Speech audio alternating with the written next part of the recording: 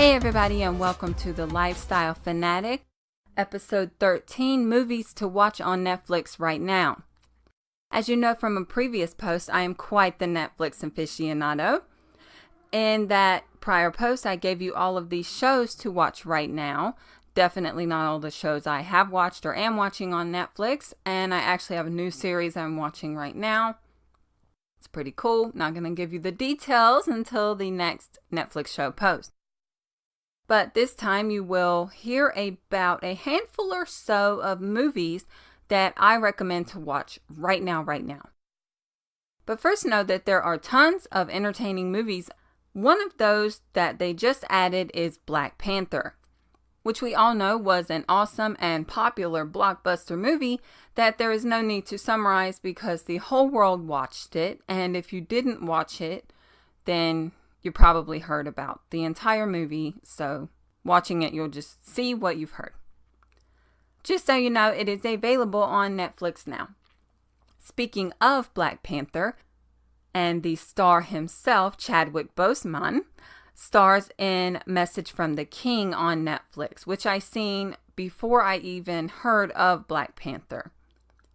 He stars as an African man who you find out later is some sort of FBI or CIA agent who travels all the way to Los Angeles to find his missing sister and to bring justice to those who compromised her safety. His character is strong and can be violent, but he anticipates others' actions and he really thinks before he acts. He is put in a very tough and emotional situation and has to deal with a lot of grief. The movie is highly dramatic and has lots of surprises within. I definitely recommend that you watch it, especially now that you know who the leading actor is. You definitely will probably appreciate his character in this movie more after watching Black Panther.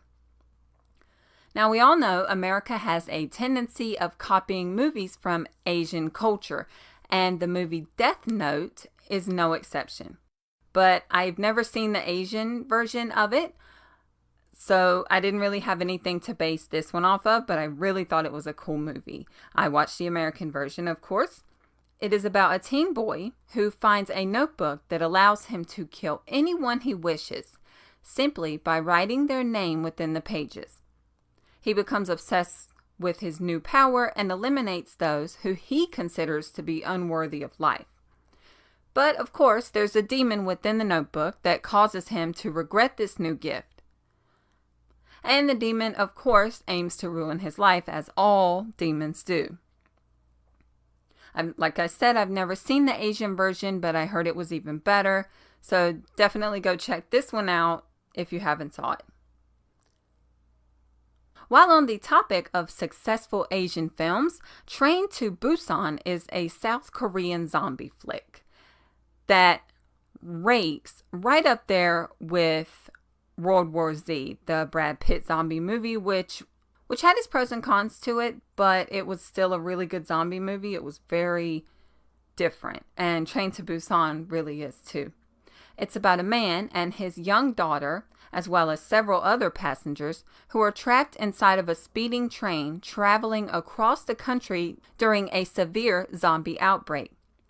The movie is fully subtitled, but well worth the reading. There is tons of action and gore along with nail-biting moments. I have seen my fair share of zombie movies, and I could say that this was definitely one of the best zombie movies that I had seen. So off the topic of zombies and into futuristic films, Amanda Seyfried, I think is how you say her name, stars alongside Clive Owen in the movie called Anon, A-N-O-N, where all memories are recorded. Because of this, crime has almost ceased to exist, which is a great thing. While Detective Sal Freeland, who was played by Clive Owen, is trying to solve a series of murders, he comes across a young woman who has no identity, no history, and is invisible to the cops. Sal realizes that this may be the beginning of a new type of crime, and he discovers that there are ways that others have found to dodge being recorded. Now, the most intriguing aspect of this movie is that no one's lives were private, which brings up the whole Big Brother discussion of the government watching and prying into civilians' private lives. This may be going on now. I'm sure it is, but really, the government doesn't care what I'm doing. It probably doesn't care what you're doing unless you are wealthy, famous, or some sort of influencer. So unless you have a large following or bank account, then I don't think you really have to worry about Big Brother. Speaking of getting ripped off, in Pickpockets, a group of small-time teenage thieves are coached by a strange man on how to become successful pickpockets on the streets of Bogota, Colombia. They eventually do so well that they venture out and do it on their own.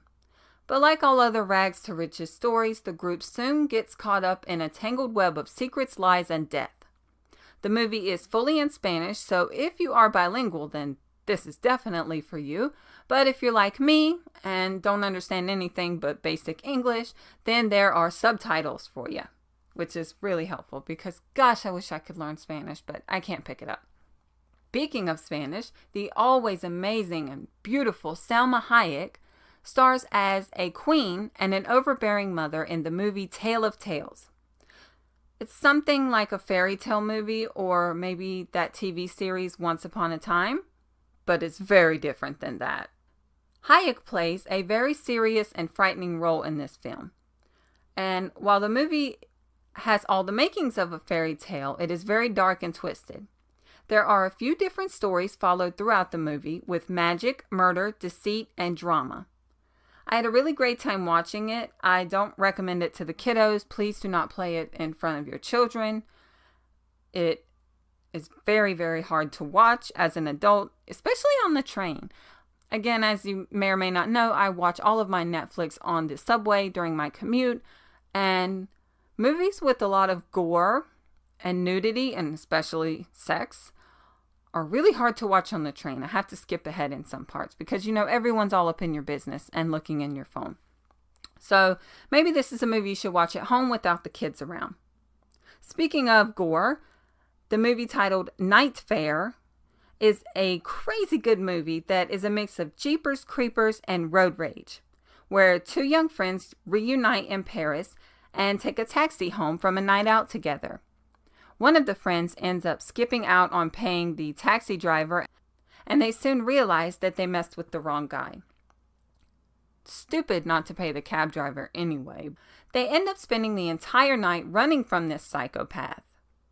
And throughout this, they end up witnessing him do a lot of other crazy things besides chase them around to try to kill them. But the ending is what makes the movie most memorable. I don't want to give anything away because the ending is basically the entire movie, but you definitely will not expect this twist of fate in the end. Now, if you want to laugh your ass off, then you must watch War on Everyone, starring Alexander Skarsgård and Michael Pena. They play two corrupt cops who take their job as a joke and rip off the criminals that cross their paths. They end up messing with the wrong guy this time. It's like, duh, don't you people learn? Obviously. All these movies, once things start going really great and you're getting it the wrong way, you know it's going to come back on you. You know it. If only real life were like that. If you have a sense of humor and enjoy stupid, corny, raunchy comedy like I do, then this is definitely for you. So I'm going to finish off the list with one of my favorite Netflix films that I watched for a second time last night, titled The Bad Batch. With an all-star cast of Suki Waterhouse, Keanu Reeves, Jim Carrey, and my favorite big screen hottie, Jason Momoa, who also plays the new Aquaman. Actually, let's take a moment of silence to praise his godlike gorgeousness. Okay, I'm back. Whew. Definitely someone to watch. Okay, anyway, in a very different type of world, those who are deemed unfit for civilization are exiled to the desert. Suki Waterhouse plays one of those people. She is kidnapped by cannibals led by Jason Momoa. She eventually escapes but ends up in a new society of people who are just as mysterious. She also ends up back tangled up within the cannibals because of her own foolish mistakes. The girl really isn't that bright. In the movie, she plays basically slutty white trash. I don't like her character, but, it's necessary for the film. Reeves plays the leader of that society that she goes to, and he plays a very creepy leader, like he's got some sort of bigamy thing going on, without trying to give too much of the movie away. Jim Carrey makes many appearances throughout the film and has a very important role in the film, but I don't want to tell you who he is in the movie, only because you don't even recognize it's him. He plays a very good spot in there. I honestly would have never watched it without knowing Jason Momoa was in it. I actually heard of the movie through his Instagram page, but I'm really glad that I did. It's a very good film. Well, that's my short list of the first few films that you've got to go download and watch on Netflix. So go tackle those, and next time I come back, I will have a new list for you. I actually have a few that were on this list, but I didn't want to keep it too long. If you watched any of these films and have an opinion on them, definitely drop that in the comments section.